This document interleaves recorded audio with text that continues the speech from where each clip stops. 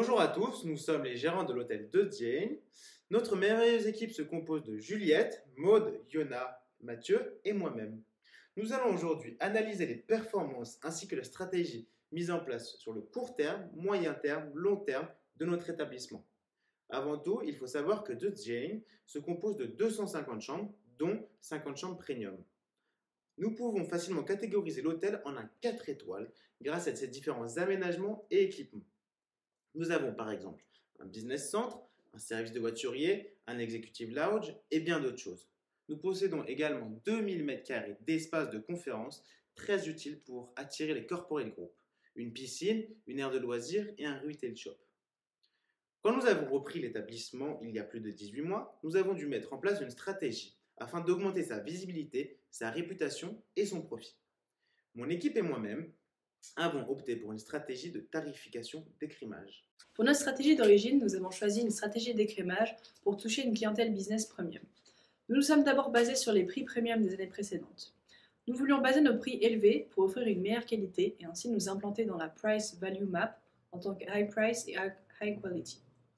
Nous avons donc placé nos prix à 199,9 $ pour se situer comme les années premium précédentes, mais aussi pour avoir un prix psychologique. En amont, nous avons ajouté des installations pour attirer au maximum une clientèle business, c'est-à-dire un business center, un quick check-in and check-out, un service de conciergerie disponible 24 heures sur 24. De plus, nous avons réglé nos services marketing sur le Loyalty Program, ce qui incite à la vente, ainsi que le site de l'hôtel qui permet de vendre en direct et d'éviter les frais. Enfin, sachant que nos réservations en direct étaient la plus grande manière pour nos clients de réserver en ligne, nous avons augmenté les prix des autres canaux de distribution pour pouvoir harmoniser les canaux. Nous avons donc sélectionné le e-commerce service ainsi que le service benchmark. Ces premières stratégies ont été payantes car tous nos index étaient supérieurs à 1 et notre RevPAR était de 70 avec un market penetration de 90%. Nous avons d'ailleurs été les premiers dans le classement du profit des hôtels des équipes 1 et 2. Cependant, notre taux d'occupation était de 44,33%, ce qui était mauvais. Toujours dans une stratégie d'atteindre un bon niveau qualitatif pour offrir à nos clients les meilleurs services, nous avons fait un service de cleaning sur les chambres premium, le front desk et les associates facilities. Nous avons également mis en place un retail shop et un valet de parking pour augmenter la satisfaction client. Enfin, nous avons augmenté nos dépenses en marketing et ainsi dépensé 31 800 $ en marketing, ce qui nous a permis de développer notre réseau de clients potentiels. Le résultat a été significatif car le taux d'occupation a augmenté à 51% et la satisfaction client était de 75%. De mars à juillet de l'année 1, notre stratégie a été d'augmenter un maximum la qualité de l'hôtel pour pouvoir prétendre à des prix élevés. Ainsi, nous avons rénové les chambres premium, le front desk et les services qui avaient un ratio peu élevé, en dessous de 60% en refurbishment. De plus, nous avons ajouté un travel tour desk à la liste de nos services. En amont, nous avons augmenté nos prix en semaine de 10 $ et baissé nos prix durant le week-end. Ces stratégies se sont soldées par une nette augmentation du net profit de 54% entre mars et juillet. Pour les mois précédents, nous avons décidé d'augmenter les prix puisque notre qualité était supérieure et pour rejoindre au maximum la sélection High Price de la Value Map et égaler la concurrence dans la Price Value Map. Cependant, nous n'avons pas généré un maximum de profit car nous n'avons pas assez évalué les prévisions du marché et nous avons augmenté nos prix dans une stratégie d'écrémage alors que la demande baissait durant les mois d'hiver. En cette fin d'année 1, notre qualité avait atteint un haut niveau et il ne nous était pas utile de procéder à des rénovations supplémentaires. C'est pourquoi nous avons simplement installé un transport van, mais nos actions se sont dirigées vers le contrôle de nos prix en fonction de la demande du marché. Nous avons rempli le tableau Rate Reduction, Rate Increase et augmenté nos parts allouées au marketing. Cette stratégie a fonctionné pour les mois de mars jusqu'en juin de l'année 2, puisque notre chiffre d'affaires dépassait alors les 1,2 millions de dollars et le profit qui était négatif de moins 13 881 en décembre a dépassé les 250 000 $ pour les mois de mars de l'année 2, avril et juin. Afin d'analyser au mieux nos performances, nous avons créé des tableaux ainsi que des graphiques à l'aide des données récoltées comme celui ci-joint. L'utilisation d'un KPIs interne comme externe a été nécessaire, tels que l'ADR, le RevPAR, le taux d'occupation, le COMSET. L'occupation de l'établissement est sur une tendance à la hausse depuis plus de 18 mois, malgré quelques variations. Par exemple, entre le premier trimestre de la première année et le dernier trimestre de la deuxième année, on observe une augmentation de plus de 60%. Dans un premier temps, il est facilement remarquable que notre taux d'occupation en pourcent reste en dessous de celui du COMSET. Notre index oscille entre 90 et 102. Cette amplitude est assez large, ce qui laisse supposer qu'il y a de grands changements au cours de ces 18 derniers mois. Cependant, en effectuant une analyse par trimestre, on note au fur et à mesure que De Jane arrive à réduire l'écart avec ses concurrents. Attention tout de même à l'importante baisse du taux d'occupation au quatrième trimestre. Il y a une baisse de plus de 20%, comme on peut la voir malheureusement sur le petit graphe ci-dessous. Pour ce qui est de l'ADR, nous faisons face à une augmentation de 7,1 points entre le premier trimestre de la première année et le dernier trimestre de la deuxième année. Par ailleurs, on remarque que De Jane est supérieur sur la très grande majorité de la période. Ce KPI permet de mieux comprendre et d'améliorer la stratégie d'écrémage mise en place. Attention tout de même, nous notons qu'il y a une très forte saisonnalité de l'ADR, ce qui le fait fluctuer. On peut s'appuyer du graphe 6 juin pour mieux visualiser l'index de l'ADR par rapport au concept. Attention tout de même à la chute de plus de 10 points de l'index entre le premier et deuxième trimestre de la deuxième année. Encore une fois, on remarque une très forte augmentation du RevPAR, que ce soit pour De Jane, plus 77% du premier trimestre de la première année et du deuxième trimestre de la deuxième année, ou même du concept, plus 72% entre le premier trimestre de la première année et le deuxième trimestre de la deuxième année. Cependant, mis à part le dernier trimestre, on ne distingue pas vraiment de saisonnalité. De plus, afin d'étayer notre analyse, il est important de parler des revenus totaux, du GOP et du net profit. On observe une hausse importante du revenu entre le premier trimestre et le troisième trimestre, plus 50%, mais également une diminution de plus de 20% entre le troisième et quatrième trimestre. Par ailleurs, on peut aisément se rendre compte que le deuxième trimestre de l'année 2 est notre plus haut revenu avec plus de 3,6 millions de dollars. Enfin, il est important de souligner qu'il y a une corrélation très forte entre l'augmentation du total revenue et du net profit.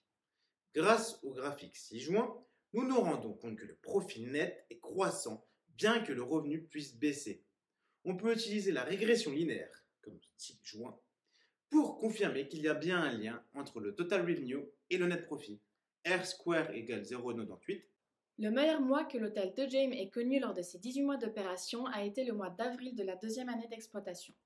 En effet, nous relevons un profit net de 325 914 $, soit le profit net le plus élevé de ces 18 derniers mois.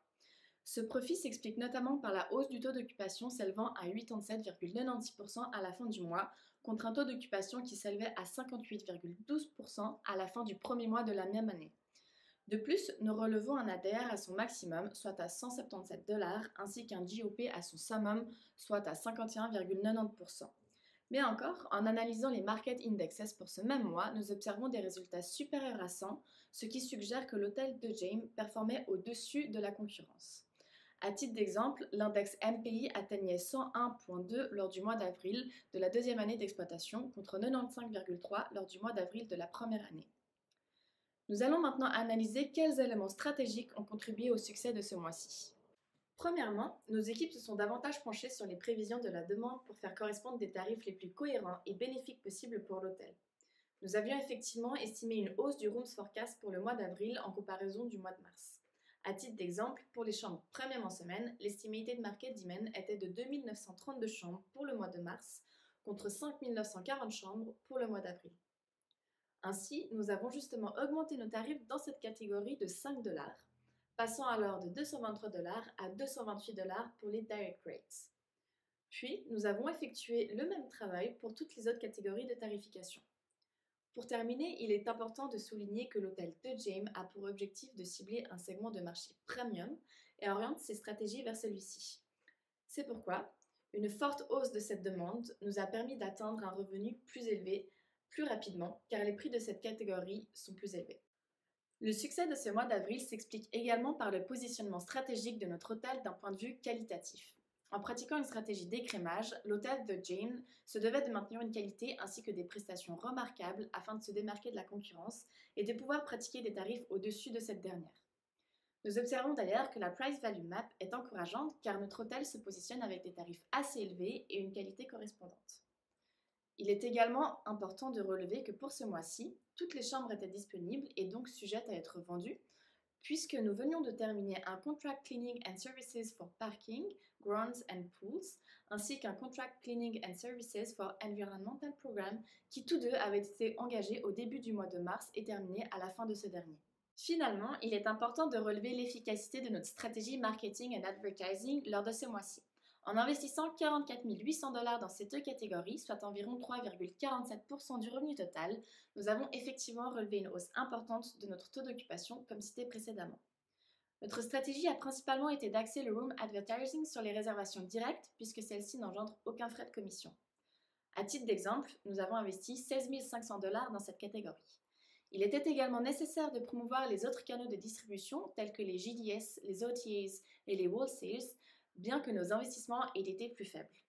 De plus, nous nous sommes assurés de ne pas engendrer des dépenses inutiles dans les segments qui n'étaient pas sujets à un effet sur l'advertising, tels que les groupes via les GDS, OTAs et wholesale. Merci à toi Juliette pour ces explications. Donc maintenant je vais passer au mois le moins profitable. Nous avons choisi le mois de décembre de la première année. Attention, il est important de nuancer avec le mois de février, car c'est à ce moment-là que notre profit était le plus bas, avec moins 20 000 $ de profit. Cependant, nous avons jugé peu pertinent d'analyser le mois de février, prenant en compte notre peu d'expérience du logiciel RevSim et de sa prise en main. En effet, durant le mois de décembre, notre taux d'occupation était relativement faible, 50,26% face à celui de notre COMP7 qui était à 56%. De plus, notre ADR n'était pas très bien ajusté vis-à-vis de la demande et de notre COMP7. Nous avions un ADR de 163 $, tandis que celui de notre COMP7 était de 150 $, soit un écart de 9%, ainsi qu'un GOP à son minimum sur les 18 mois d'exploitation.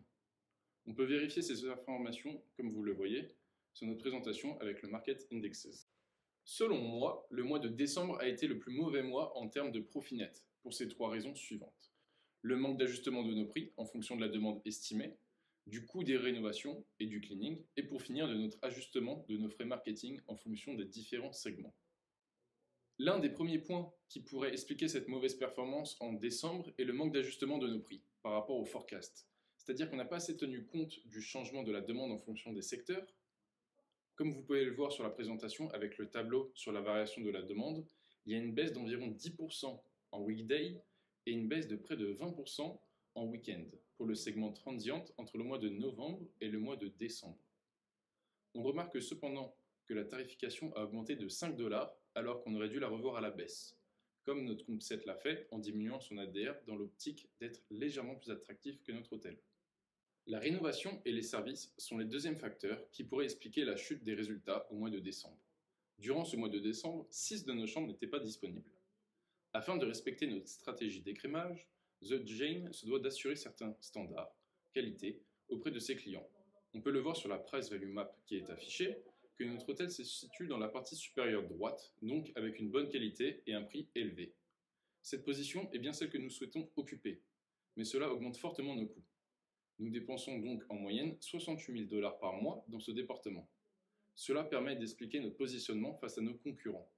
Nous le voyons sur la partie Reputation Management, que notre satisfaction client se situe entre 52% et 83% pour les différentes facilities, alors que beaucoup de nos concurrents sont dans le rouge avec une mauvaise satisfaction client. Du côté de la stratégie marketing, nous avons réalisé un graphique qui met en avant les dépenses marketing et advertising en fonction du revenu total. À travers ce graphique, on remarque que le ratio est à son maximum, 5,3% durant le mois de décembre. On peut en conclure que les dépenses marketing n'ont pas été bien ajustées durant ce mois. Il faudrait donc éventuellement les ajuster en fonction de la demande et donc mieux répartir ces 37 800 $ sur les différents segments et leurs demandes. Merci, maintenant je vais vous parler des stratégies de RM à court terme. Donc d'abord, il faut que nous nous occupions du refurbishment pour gagner en qualité. En effet, nous sommes assez mal placés sur la Price Value Map. On est en medium quality and low prices, en moyenne en dessous de 50% en juin de l'année 2, alors que notre COMP7 était plutôt autour des 60%. Donc nous, ce qu'on veut, c'est gagner en qualité pour pouvoir reprendre une stratégie d'écrémage avec des prix basés sur les rapports des anciennes années dans les catégories premium et ainsi adapter les prix si besoin selon le Estimated Market Demand. Donc pour cela, on va retrouver une qualité et on a besoin de 187 906 000 $ qui sont disponibles et on va les investir pour.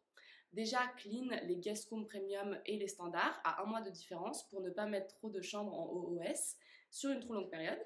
En plus, on va clean les meeting rooms et le parking ainsi que le programme environnemental et les associated facilities.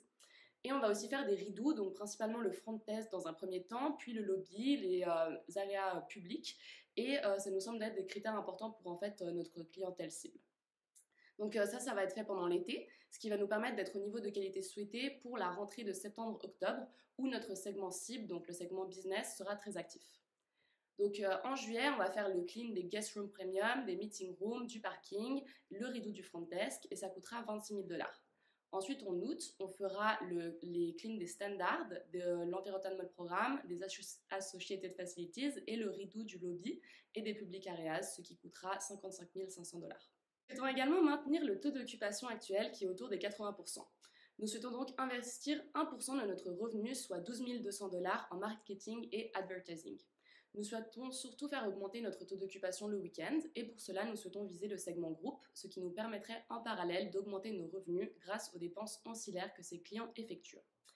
Le canal de distribution principal que nous allons continuer à utiliser est le direct, étant donné qu'il nous permet de ne pas payer de frais de commission ou autres frais. Nous souhaitons donc garder la distribution actuelle des transients et des groupes avec la distribution directe, les GDS, OTA et les wholesale, ainsi que augmenter la part des wholesale pour les discounted. Aussi, nous pensons garder les réductions par rapport au TO, donc quand il est en dessous de 55% et les augmentations quand il est au-dessus de 75%, avec les mêmes pourcentages de réduction et d'augmentation. En effet, malgré avoir pris du temps à mettre cela en place, nous pensons vraiment que ces réductions, combinées aux bons tarifs en fonction de la market demand, avec une bonne qualité et une stratégie efficace, peuvent nous aider à voir l'augmentation de l'occupation. Donc on a vu une nette augmentation de 36% au niveau de l'occupation et du revenu, donc de 42% entre novembre de l'année 1 et juin de l'année 2. En plus de ça, on s'est rendu compte qu'en fait, l'utilisation optimale du forecast des rooms permet de développer des méthodes pour adapter au mieux nos prix et nous souhaitons continuer à utiliser cette technique pour le court terme. Nous souhaitons développer et donc utiliser des techniques afin d'optimiser l'utilisation du forecast pour maximiser notre revenu. À long terme, nous souhaitons continuer une stratégie d'écrémage et pour cela, nous avons besoin que l'hôtel reflète une certaine qualité. Ainsi, nous pensons faire des rideaux des chambres premium et standard. Ces dépenses sont conséquentes et prennent du temps, donc nous pensons les faire lorsque la estimated market demand est au plus bas, dans l'optique de ne pas perdre trop de possibilités de vente. Avec cette stratégie de prix élevée pour une quantité élevée, nous souhaitons répondre à la demande de nos clients cibles et être le plus performant possible pour répondre à cette offre spécifique. Par ailleurs, nous souhaitons également investir pour diversifier nos actions et accueillir plus de small and large groupes la semaine, car nous pensons que ce marché peut être très profitable. De plus, nous avons pour objectif d'internationaliser The Jane à l'étranger d'ici 5 ans, après avoir épargné les fonds nécessaires, ainsi que de créer un programme de fidélité pour nos clients business. Cela augmenterait leur satisfaction et nos revenus. Enfin, le dernier objectif est de devenir le partenaire de l'aéroport, le partenaire officiel, attention, situé à proximité pour bénéficier de plus de clients transient.